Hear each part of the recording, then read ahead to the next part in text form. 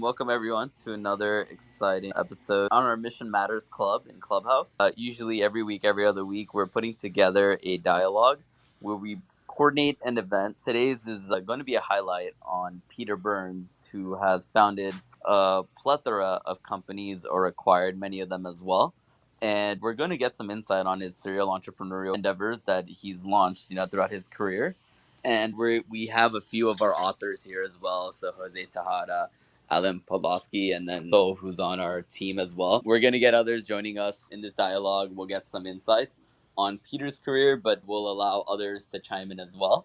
And so before we get too deep into the trenches and we open it up for all of our panelists and our speakers here to do their intro, just so everyone gets a highlight, our company is called Mission Matters. We're a media platform focused on the needs of entrepreneurs, executives, experts. Our mission, in short, is to help amplify your purpose so that we can inspire and educate future generations and our audience. In turn, our audience then, or our viewers then also get to learn, be inspired by them to become, executives, pursue their careers further, or entrepreneurs as well. And so with that, Adam's going to essentially moderate the panel here, and then we'll have all the others chiming in. And, we always like to start off with some intros. So with that, we also have two other divisions. So we actually have a whole Mission Matters book publishing division. And so we have a few of our authors here that are joining. And then we also have a podcast agency. So we've launched well over 100 different podcasts, wide variety of shows. And so we're consistently looking out for anyone that wants to launch their own podcast.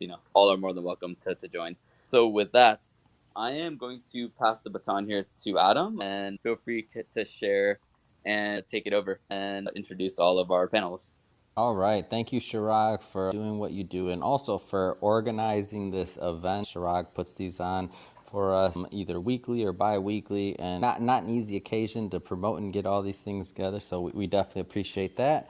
And so today, really, we'll be talking about entrepreneurship. We will definitely be getting, Peter's background and his views. And then also there's a lot of other really smart people in the audience. Welcome, Jessie. I'll give you a second to introduce yourself in a little bit, but excited to see you again and to connect again. And Jessie's one of our authors, as there are many other authors here, other authors in the crowd as well. So we'll be talking about that. But I guess just to get us kicked off, Peter, if you maybe want to start with introducing yourself. Certainly. Thanks for the opportunity, both of you. And Adam and I have had a chance to speak at length before, and I'm actually going to get to meet him in person tomorrow, which is going to be great. So I'm an entrepreneur, lifelong. Kind of started a lot of little ventures when I was a very young boy, and it progressed all the way through my life, actually. My first, what I quote unquote, official business was launched at the age of 19 as a result of a business plan I did as a first year student in college. I took a fourth year class called entrepreneurship. It was back in the 70s, so very few schools could even spell the word entrepreneur, let alone offer courses in it. So I glommed to it, and I did my little business plan, and then I took that business plan and I launched it that summer in 77. I'm the one that brought mopeds to the United States from Europe, and I rented them at American resorts. Nantucket Island was my summer home. I grew up in Connecticut, and that became my first of 100 different stores that I launched. And then that platform made so much money, I was able to launch 150 companies over the last, it's been 46 years, and I'm going strong and keep doing it. I live out west now. I grew up in the East Coast. I live in Del Mar, which is North County in San Diego. Love it here. I can do my business anywhere because I'm basically a financier. I use Burns Funding, which is an aggregator of about $1.5 billion worth of unsecured capital, as sort of like the foundation for anything that I do. I've recently launched several different initiatives. Entrepreneur, which is for veterans leaving active duty and moving into the civilian roles. I'm going to help them start businesses. I have the Millennial Queen Maker, which is specifically targeted to young women who have never had or do have a business and they need expansion capital and mentorship. And then Startup Kings, which is the male counterpart to Millennial Queens. So I'm very excited. I kind of polished up the presentations and everything for my 3 initiatives. I've had 36 people come through the process in the last few months. They're in various stages of funding. And now I'm ready to open up the gates because I think an awful lot of people could use what we have to offer, and I'm looking forward to helping as many people as I can. That's awesome. And thank you, Peter, and glad to get your insight here today. And Jessie, if you want to introduce yourself next, I will say two things to get us kicked off. Number one, thank you for all the hard work that you put into your newsletter every single time. I get it. I learn something new as a business owner and just as a person that is in your network and learning from your expertise. Thank you for that, because I know it's not easy to put together all that creative content, and really it's just a lot of work that goes into it. Every time I see it, I learn something new. Feel free to leave your information so people can sign up for that, seriously. And on the other side of things, you inspire me on Instagram all the time. I'm always like, come on, Adam, get in the gym over here. Come on, Jesse's over here killing it. Get in the gym, Adam. All right, I had to, sorry to say all that and take your, but I just had to give you that update. We haven't talked in so long. So please introduce yourself, and so good to see you.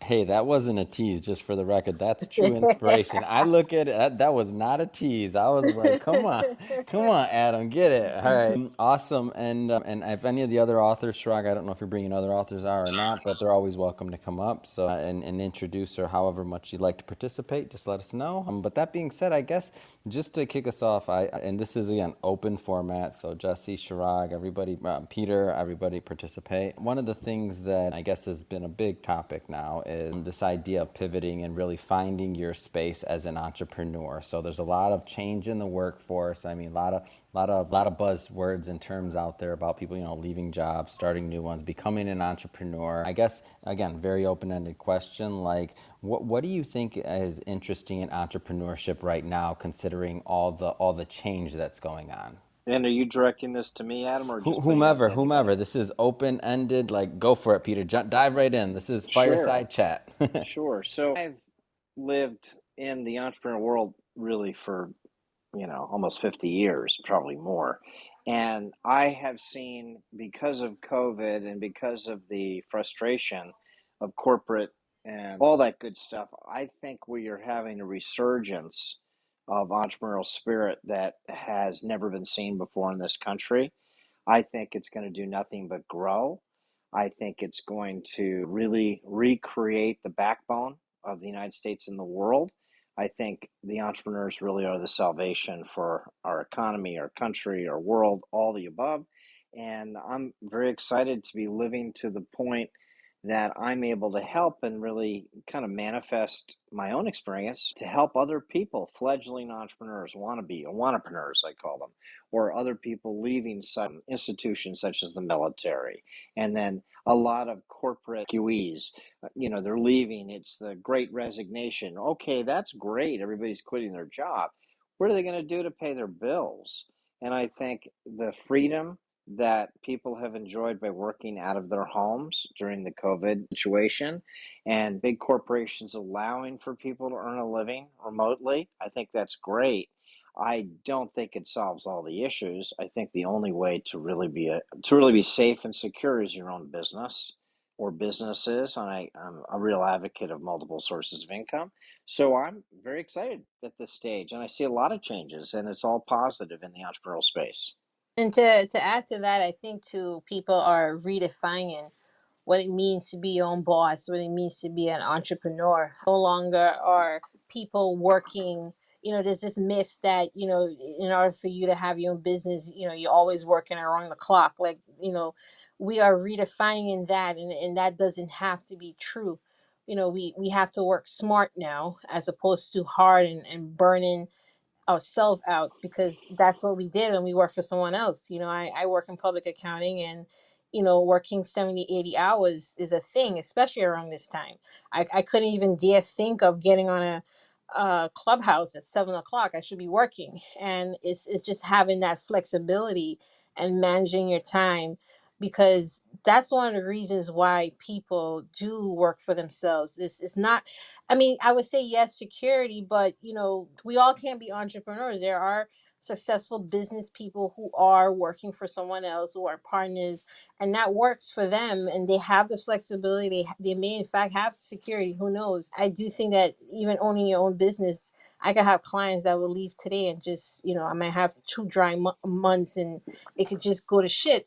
But at the same time, flexibility and knowing that everything stops and starts with you, and you really count on yourself and you're betting yourself, it's very empowering, knowing that, I personally know that I just can't fail, because I will never let myself fail in that aspect. So for me, that's where my security comes in. But the flexibility is what I love of being an entrepreneur. I could work at any time I want. I could work long hours, short hours. I could work 20 hours a week if I wanted to. And it's just really empowering how we have restructured what our idea of entrepreneurship really is. Yeah, one of the things that I've just kind of noticed, I guess, from my vantage point and seeing, when I'm doing interviews, I'm interviewing a lot of different people in different industries, different fields, different experiences, everything from your solopreneur that's just getting started, that may be a little bit younger, all the way to your, CEO of large companies. And what I'm noticing is that, like, it seems to me like a lot of the playing field has been kind of just leveled by technology just in general. Like, big firms are Mhm. competing, or small firms are competing with big firms. It's not like I remember when I started, as I kind of worked my way up through the ranks as a financial advisor. For those that are watching this, that maybe have, or listening to this, that have never watched our show, or maybe aren't familiar with the Mission Matters brand overall. So, I start before Mission Matters, I was in finance for almost 14 years now. And I launched this company, and we're going on 4 or 5 years now. And me being in the media business, Chirag was in the media business prior to this as well. So the other co-founder here. But I remember, like as I kind of worked my way up the ranks in finance, and the bigger my office was, or the bigger the desk was, or the nicer the real estate I occupied, let's say, the less I kind of had to say. Like, it's almost like in the past you got to kind of, I won't say hide as in I was hiding, but it was just assumed. Then it's kind of like people were hiding, I'd say, behind, let's just say, their big desks and their nice office. In certain fields, by the way, so finance being one of them. Now, I'd say during COVID, and even possibly prior to COVID, like, it was happening, but now it's such a more accelerated pace that, like, the playing field's been pretty leveled. Like, different size, like, small businesses you're seeing, I won't say they're displacing necessarily large businesses all the time, but they're definitely at times eating their lunch. And there's just a lot of opportunity for innovate, for the rate of innovation in certain fields to be, like, accelerated. I mean, healthcare, we know, like telemedicine, right? That's a obvious example, right? But in many other industries as well, other than healthcare. So I'd be interested to hear, kind of just from the panel in general, if they're noticing anything in any particular industry that they find, like, has maybe a lot of room for expansion, or they just have a unique view on it. So any industries that are popping out, or sound, or interesting to anyone on the panel? I can just comment on the two recent innovations that I'm involved with, Adam, and that is the online store space, the Amazons, the Walmart, the Shopify, and I never really looked at it before. I knew it existed. Obviously, I know, Jeff Bezos is the wealthiest or second wealthiest man in the world from his Amazon sales. I had no idea there were 1.5 million Amazon store owners out there, and 150,000 and growing Walmart store owners, and no idea that there were consultants that put people into these passive businesses and that the profits were so enormous. And while I was out there scouting for my millennial queenmakers, the ones that might not be as familiar with starting a business on their own, and they need passive income or they're looking for passive income, I glommed onto that. And now I have 9 stores and a lot more coming on board, and I'm introducing this as a passive income generator to the people I loan the money to. Then the second industry that I'm involved with, which is also really at top of mind, is the crypto industry. I'm not in the investment in crypto per se. I have a very interesting and uniquely profitable niche, and that's in crypto bots, where learned people take 2 individual cryptocurrencies and they match them up and they trade back and forth with each other with artificial intelligence on these little bots, and you make a small infinitesimal amount of money for each trade, but you have hundreds of trades a day. And darn if it doesn't pull in a full 0.5% or 1% of your investment every single day. And do the math. I mean, that's a whole bunch of money. It's 15 to 30% a month. Depends on how much you have in the bots. It's all passive income. It all gets sent right to your bank account every day if you choose to do that. You still own your asset, which is the crypto. Whether it goes up or down, I'm not going to say it doesn't matter. Sure, it's great when there's a lot of active trading, but it doesn't matter if it's trading on the upswing or downswing. As long as there's activity, you have what's known as the wiggle, and that's where your profits are. So I combine those 2 passive income, which are very timely businesses, online sales, which is going to do nothing but go up, especially COVID's here to stay, whether we like it or not. Online sales are here to stay. It's a huge business. And then, of course, crypto is just making, tremendous leeway around the world as the currency of choice. And I'm making money on the back and forth. So I'm always trying to get ahead of the game. I like to jump into things right in their infancy and see if I can find a place for myself. I've always gone by the premise the first one in the space with sustainability wins. And that's what I've been practicing for almost 5 decades. What are you seeing, Jesse? Anything interesting that you're seeing just in your clients or your space or just in general? I know you read a lot. Like, Yeah, what are you seeing? everybody's a coach now. I think, which is not so. I'm not saying in a negative way. It's just that people are finding ways to learn and to teach themselves. So, for instance, instead of going the traditional route and going to sit in a classroom and learn something, I do think people are going on to stuff where they could do a lot of self learning. I see as an entrepreneur, like I got to know how to do a little bit of everything, like just the way how I market myself or do sales or networking, before I even hire someone to do an ad for me. Do I even know how to judge if this is a good body of work? You know what I mean? So I would take a quick class and figure it out and know how I could judge it, and if I could do it myself, could this person do a better job, that type thing. It's places like Teachable and all these online courses that you could just learn how to do anything. There's a lot of that I see coming out of the pandemic, and I love it. It inspired me. And just, podcasts are, it's more on the rise now.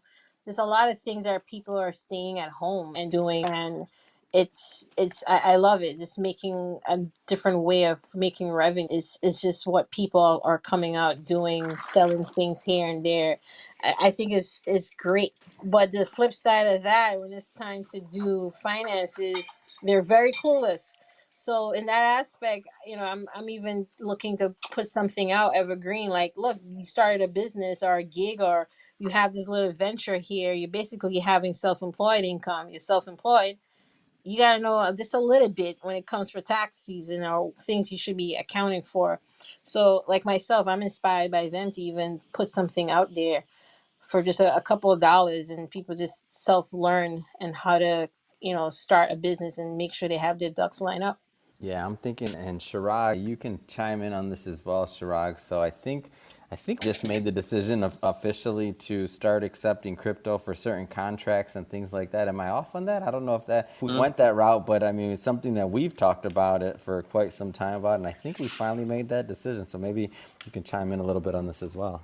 Yeah, I mean, I would say industry wide, it's seeing a lot of things in metaverse, right? And a lot of what's happening there, especially with all these NFTs that are coming about. It's changing, I think, a lot of the economics and ownership, and also how ownership is now put together with the in the entertainment world, and it goes into movies, into podcasts, into TV, to building communities, how communities are built, right? There's a huge thing on Discord right now, which is where anyone that wants to get into NFTs or launch their own coin, I mean, you kind of have to go there. You kind of have to be involved in Discord and have your own channel and then build a community around it. Clubhouse was prevalent. I think it's like went down and it's kind of stabilized now a little bit more. You know, TikTok and all the other platforms are still growing when it comes to social, but then you're seeing a lot of worlds develop too. I mean, we recently brought on a couple of clients that are in the crypto world.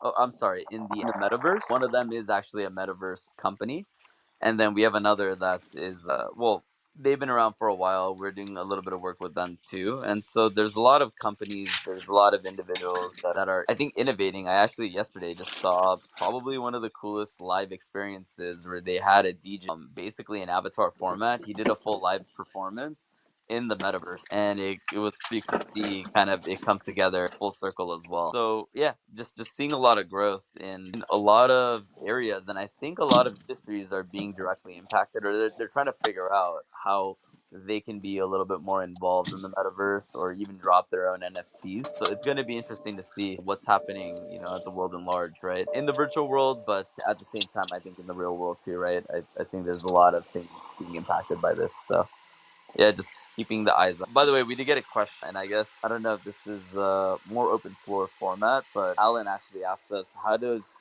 can you get more information on crypto bots? If anyone has any insight on that. I have a lot of it, and I'd be happy to address it and send a white paper that was just done on our project, the crypto bots. All I need is my email address is peter@burnsfunding.com. Feel free to send me an email. I'll be happy to send you the white paper. You can see for yourself. That's what I like to see. Everybody connecting with each other, networking, figuring out new ways to learn. And Jesse, what you mentioned about everybody being a coach and just learning, I mean, I've had quite a few interviews with different online platforms and people that are really just rethinking education and what it can look like. There was one particular company that I interviewed their founder, and it was a tech company in the Midwest. I think it was in Ohio. And they've trained over 2,300 students, and essentially think of it as a technical school for coding and programming.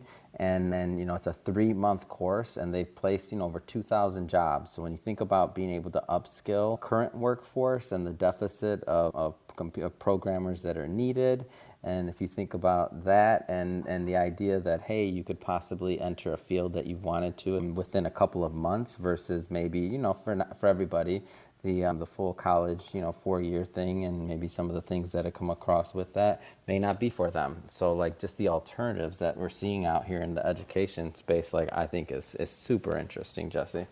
Yeah, I definitely agree. I mean, even entrepreneurship is being reshaped. Education for sure is being reshaped. I know for a fact that enrollment is down across the board. Kids are wondering why would I want to be like my parents and rack up all these student loans and come out making a job that's pays me less than 100 grand a year. It doesn't make sense. At the time, it didn't make sense to me at all.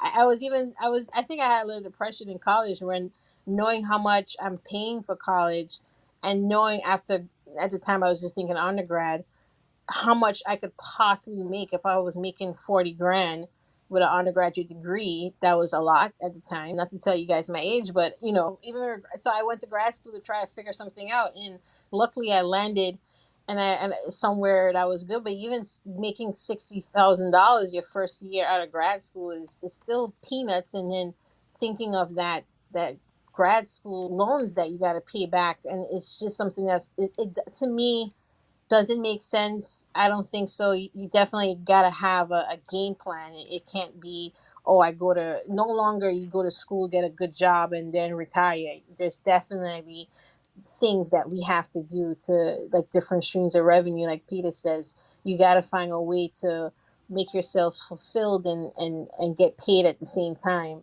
So just education on itself is just being changed as well. Like, I physically don't need to go to school anymore. I can stay home and learn a lot of things on just self learn and pay substantially less. But in some industries, they still want you to have that degree, especially in my industry. Like, you're not going to be even looked at any.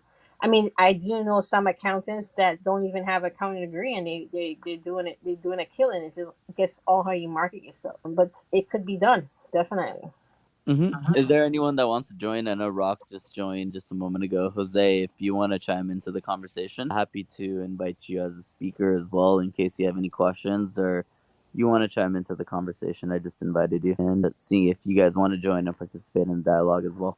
I'll put this one out there to the group as well. So we have, a lot of, and this will be recorded, this will be distributed on our platform. So a lot of people will be listening to this. It'll be on the website and just all over the place, our YouTube channel. So that being said, speaking to maybe some of the younger entrepreneurs that are going out there and maybe just getting started. So both Peter, Jessie, Chirag, all of you have quite a bit of entrepreneurship experience. You've all of you have worked with many entrepreneurs, whether directly or on the consulting side of things. What should, the new group of entrepreneurs that are maybe just getting started, what kind of things should they be thinking about right now in today's marketplace? Honestly, I tell people all the time, just do it. There's a lot of preparation that people feel like they got to do, and they got to prepare, and they spend a whole 2 years preparing and trying to get it right, and quit at the perfect time.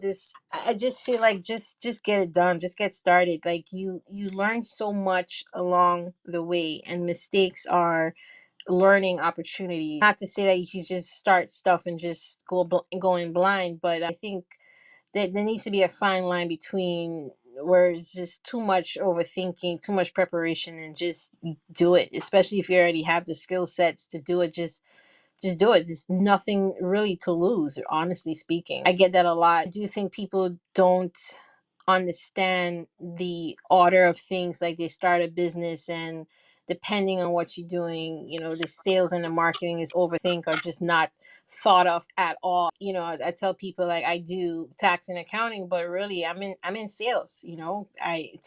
I'm constantly selling myself and my products, and then I do the work. So it's not like I'm a CPA first. I'm really a salesperson, and then I do operations. So in that aspect, I think that's how a lot of services are. You got to go out there, market yourself, sales, and then do the work. Just, there's so many overwhelming advice out there. I hate giving advice in that aspect in terms of new folks, because there's no right or wrong way, honestly, of doing things. You just got to do it, and get mentors along the way. Someone who is doing what you want to do is probably the best person you want to get advice from. Mentorship, like, I'm Adam, I'm big on coaching. If you want to learn something quick, the best way is to get a coach and someone who has done what you're doing. Your peers also too, who's doing it with you. Those are where you get a lot of your stupid questions answered. So I do think that just diving in, just doing what you got to do is one of the biggest advice. Getting coaching is my second thing for new entrepreneurs. It's awesome. And JM joined us just now. If you wanna chime in, first introduce yourself. Great to have you. It's been quite some time, and I just learned a new function, Chirag. I waved, and I didn't know I was pulling down. I didn't know I was pulling him into a hallway or something else, and that's why we both got kicked out. I'm like, what's going on here? I thought I was just saying hi. Yeah. Learn something new on this one. JM, do you want to introduce yourself? I'm good to see you. Been a bit. By the way, Jam, Oh, is he I on? muted you, so you just have to press the microphone is on the bottom right of your screen. So Peter and JM or anyone that wants to learn how to unmute yourself, the unmute button's on the bottom right. Manuel de Jesus.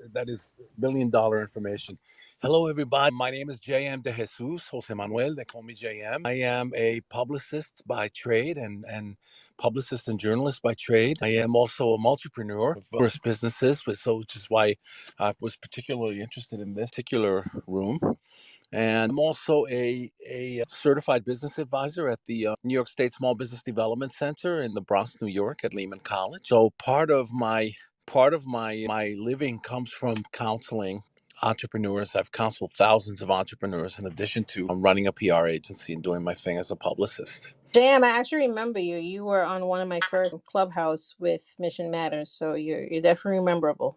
Thank you so much. And so the It's last question too, Jam, if you want to chime in. So basically, we're talking about like what are some of the things that the new group, all the change, all the things happening in the world. What are some of the things that maybe some of the next group of entrepreneurs should be considering or thinking about? Well, they should consider what their passions are, what they really like doing about their work, and something that they would, if they could, wink, wink, do for free, that they're so good they just wouldn't mind. It's so enjoyable to them. They wouldn't mind. At this stage of the world game, of the national economy, the economy is churning out 500,000 new businesses a month. And Wow, wow. micro enterprises and mid-sized businesses. So it's time. It's that time to not only survive this pandemic, it's the time to thrive. Period. And move forward, move your ideas forward. If this thing has taught us anything, is that we can do it, and you just have to apply. There's a whole new approach to work and life balance right now. People are saying, no, I'm going to quit my job and I'll go into competition with you. Blah, blah, blah. It happens every day. It's happening every day. More people are going solopreneur, entrepreneur, multipreneur. And I would say, yeah, go for it. Think it through and go for it. Old story of mine, my mom saved up long time ago when I was a kid. My mom saved up enough money to buy herself a new linoleum for the kitchen floor. And she said to me, Jose, you better bleep and measure not twice, but three times before you cut that thing into that corner. I said, Ma, don't worry about it. Slice, slice. Next thing you know, I got Franken carpet with staples going into a corner. She wanted to kill me. The moral of that story, that ridiculous story, is that it is so much less expensive to plan, plan than it is to strike out, strike out, strike out. And in business and entrepreneurship, striking out and just heading in a direction means that you have made a decision now that might lead to expenditure and spending money, which is much more expensive than planning. So I would caution everyone to plan, to strike out, go for it, but plan. Yeah, Jam, that was something very similar I was saying. Like, yeah, we want to plan, yes, but in doing, we learn way more than doing, as opposed to just waiting 2, 3 years, which I've seen people, come up with so much obstacles why they shouldn't start now. Like my sister right now, she's in that phase, and I'm saying to her, like, just start the business. Like, what is so hard? Like, one of her issues was in her field, like, they need to have an office. I'm like, that is not even an obstacle. Well, I need to have cabinets. I'm like, you are looking at the simplest things to deter you from starting. And just getting office space is like an issue for her, because just that expense. That is one of the easiest thing to solve as to where to physically set up an office. And I've had people, well, should I be an LLC or should I be a C corp or an S corp? Just start the thing. You could always change it later. You're not married to anything once you start it. You don't have to stay there forever. You know what I mean? We could always learn things along the way. I used to do bookkeeping, and I had someone say to me, you don't do bookkeeping. You're a CPA. We don't do bookkeeping. We do CFO services. Like, just framing the way you do things, and just, I wouldn't have never known to even think that way if I didn't start and someone just advised me on that. So I think learning along the way and just having people in your corner who just is your advocate, who wants you to win. You get so much advice once you're already in it, as opposed to just sitting there and planning and measuring, right?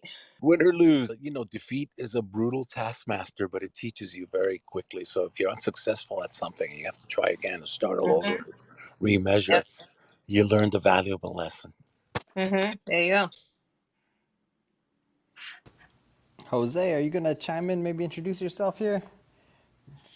Not to put you on the spot, but you know when somebody says not to do that and then they do it, like I'm not gonna cut you off, but I'm gonna cut you off. Not to put you on the spot, Jose, but I'm gonna put you on the spot. I was trying to figure out how to unmute Okay, myself. got it. Me and Peter are on the same page on that one. Yeah, so my name's Jose. I've known Chirag and Adam for nearly 8 years, I think, almost Ooh, now. time flies when you're having fun. Yes, sir, and we're always having fun. And I've seen their growth in entrepreneurism, so really interesting just to see the trajectory and see the mileage they've covered over time. My background is that I was in finance, I was in private banking for a long time, and since 2019, I've been in mortgage lending. And super interesting conversation for me in the sense that I spent 20 years, 20 something years in banking, advising business owners, and that taught me nothing when I went out and started doing it on my own. So it was a whole different game. And since 2019 to now, it's been a lot of growth for me, and it's been great. It's been an awesome experience. A lot of things that I didn't know were going to be obstacles were, and some others weren't. So very, very interesting for me. But I love it. I'm enjoying it. It's awesome. Anybody else here? I don't want to hog the questions, but anybody else here have any, questions or insight? We have Peter on the call. He's launched a ton of businesses, a lot of insight on his end. Jessie, a bunch of things on her end. JM. Any questions from Yeah, the I from the do panel? This, actually. yeah, this For is not a podcast interview. This is everybody asks questions, free for all. And I Chirag will got a yell at us if we're question. doing something wrong. Don't worry. I have a question for Peter too. When after Jesse. No. I was gonna say after you. You go first. Okay, cool. So Peter, I thought it was super interesting what you were saying about the veteran space and also the young. I think you said young female space. I think millennial female you specifically or something like that. Could you talk Uh-huh. more about what inspired you to focus on those specific segments? I think that's super interesting. Sure. Well, I am 65, so I'm often referred to as the, I don't know, elder statesman of entrepreneurship, which I don't feel old at all.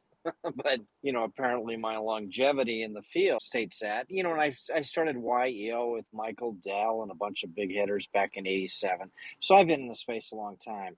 Well, I have two daughters, I have 9 grandchildren, and I really just wanted my daughters when they were growing up to be independent financially.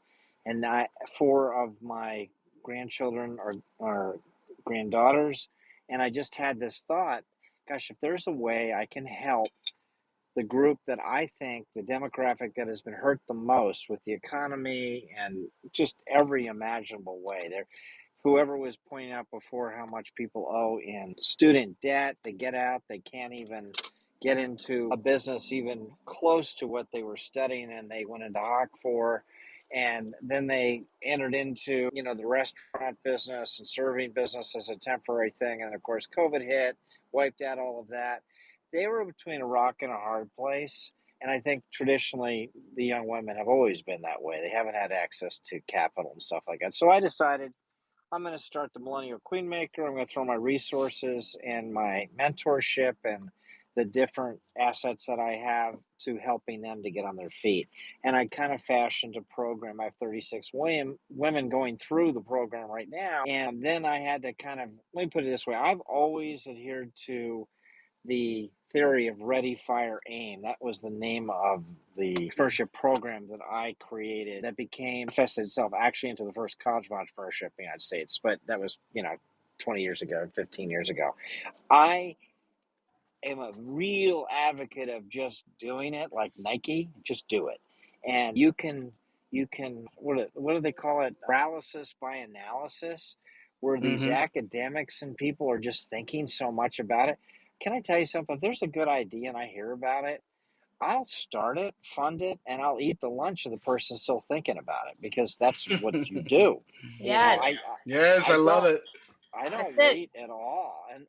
What I do is I jump into something, but not with like both feet and throw myself off the cliff type deal. But what I do is I see if there is a market. If someone's not going to pay you for your product or service, and you put up like a little flash page and see if you have any kind of customers or any kind of back. If they're not going to pay you, then you don't really have a business. So I advocate, just giving it a shot. And if you fail, I don't consider that failing. I consider that tuition, practice. God knows I Yes. practiced enough, That's and great. I love that. it's just the way it is. So what I did is I picked the demographics of those that I thought they needed the most help. Young women, 100%. The vets, because I am a veteran. I was in during the end of Vietnam, and Hmm. I owe the Army a lot. They paid for my education, sent me, I got an appointment to West Point. Then I won a ROTC scholarship at UVA. They picked up the tab and all that after a bunch of training and stuff like that. And we leave our veterans on the side too often. And they defended our country. They are the reason we have the freedom we do. So the least we can do is help them when they transition from the Mm-hmm. military life into civilian, and they don't have any idea how to do it. A lot of them, I Yeah. and would love to see what you have publicly on that and just push it out to my network, Peter. yeah, So if I it can love get it. posted, or Chirag or Adam, if you guys can forward to us, I would love to push that out. I'm raising two little girls. I'm 40 years old for context. I'm not super young, but I have a 3-year-old and a 1-year old. And I think that we're talking about schooling, Jesse, earlier. And there was the Gary Vee said this one thing one time that always sticks with me, where he says that universities used to be the keepers of knowledge, but then the internet was invented, right? Right. So I was into so uh, that. right. So then the idea, right, even when I was growing up, the idea of like you had to go there because that's where the knowledge was, right? And so yeah. now it's all brand. It's just brand, really, right? So I mean, of course, if you're gonna be a doctor and account, you need to have accreditation and degrees. But in a lot of entrepreneurship, a lot of sales-driven businesses, you don't need that. I do loans, $1 million loans here in Beverly Hills for kids that are coders that never went to school, right? I did a deal for 2 million for a kid that does skateboarding videos on YouTube.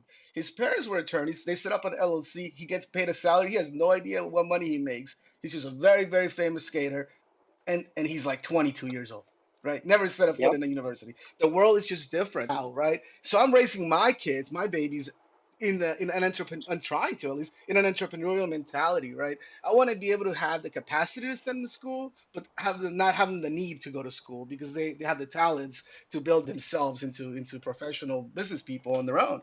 That's kind of the vision for my kids. So I found that super interesting. I also think the future is 100% female. So for those reasons, Peter, I thought you were spot on that, man.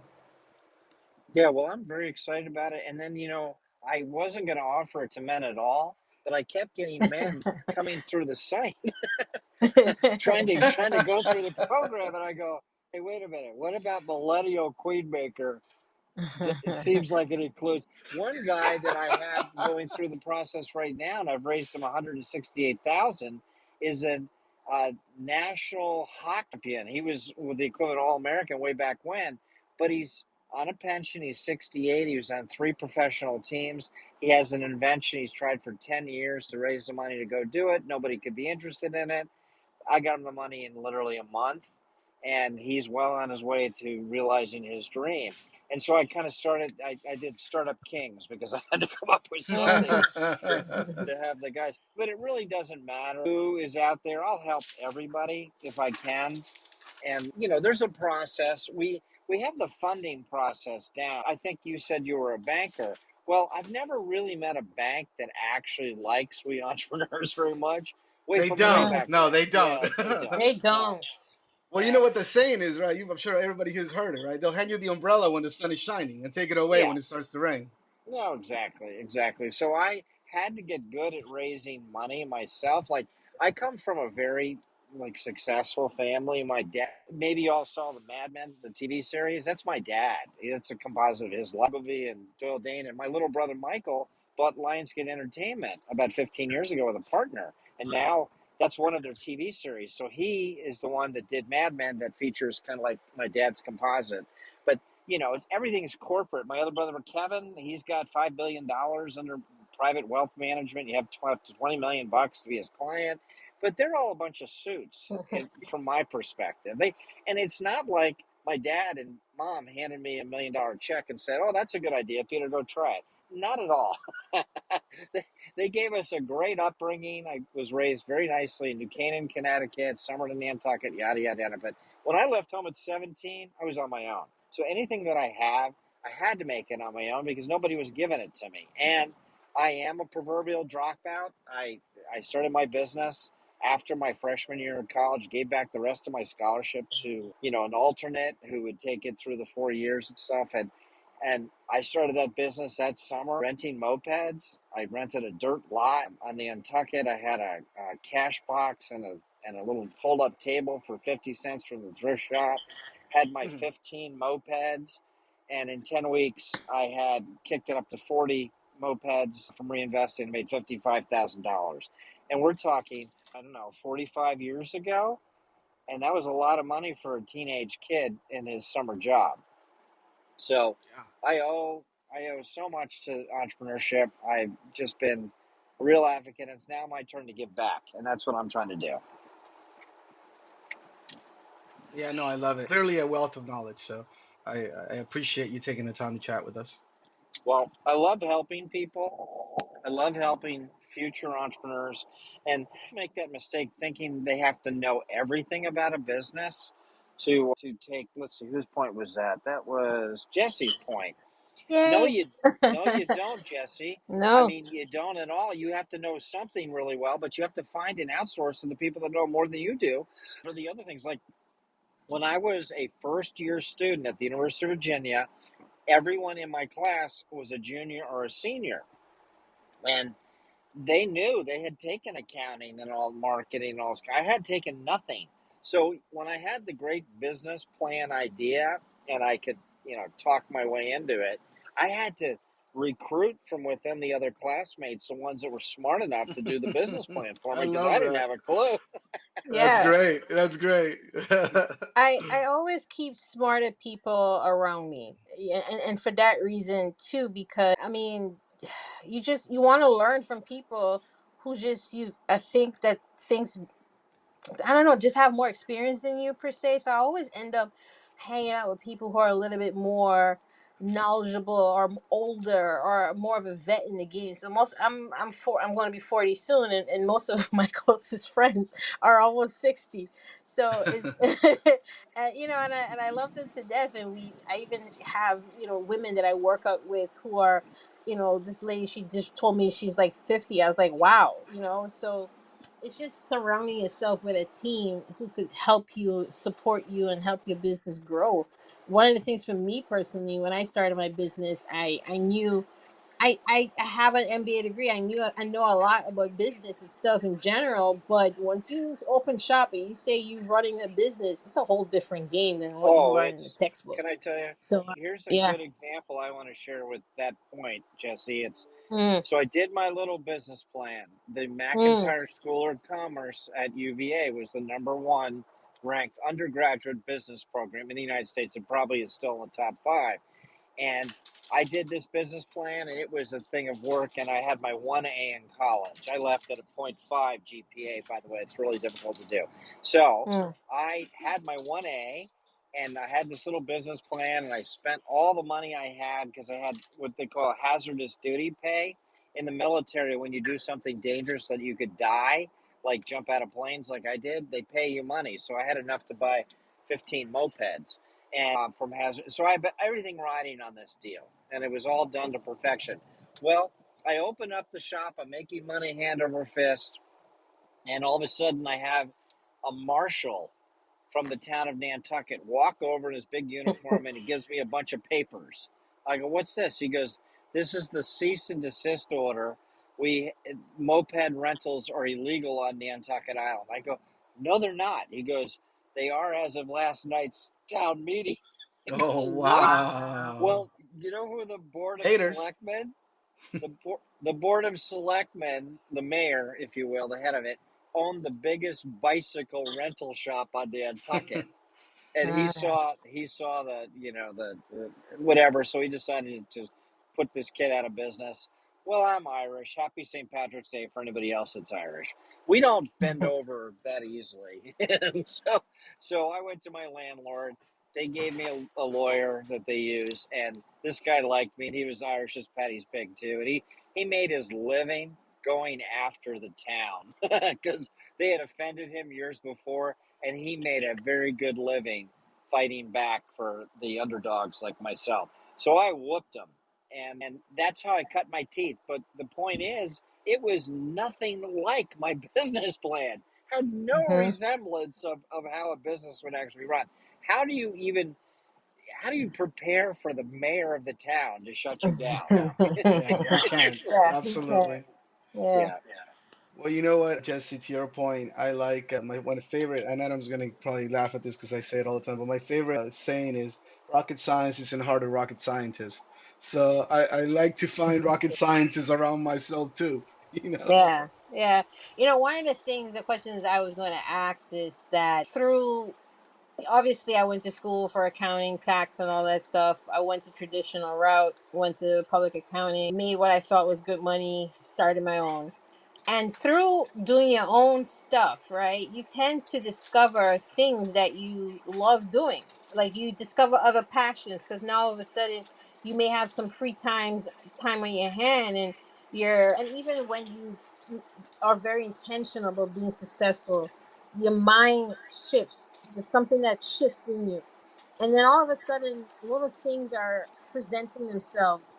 And for me, what that journey has been is teaching others or coaching. And when I look back, I've always loved that. Even in public accounting, when they said, "Hey Jesse, you're gonna get an intern, I want you to mentor them or be their coach," I lit up. Every time they said, "Hey, we need a speaker to do this, or could you speak for the new group or classes coming in," I jumped at it. I just love sharing knowledge with people, and just whatever I know, if I could share with someone to help them do better, I love doing that. And I've noticed that in my job now, I do it for free. Well, not anymore. So at one point, I would do it for free, and next thing you know, I'm on the phone having a conversation with a prospect that I should be converting into a client, and having a good old time, giving away all this knowledge I've gathered. And I said, "Look, wait a second. I gotta find a way to monetize this." And Hmm. then the whole coaching and public speaking podcast, all these three things you know are flashing in my head. And then someone on Mission Matters contacted me about a book, and I'm like, "Ooh, that's exciting!" And all these things are just popping up. And for me, I really just want to just take that and just do it already, and just start a podcast, get into speaking, do all these things that I want to do, and just have the wealth of knowledge that I've learned throughout the years, just make it work for me, and doing what I love to do best, which is speaking. So anyone has any insights on that, let me know. I think that's Adam and Chirag's expertise over there. Yeah, those expertise come at a price, but hey. Oh, come on now. That's awesome.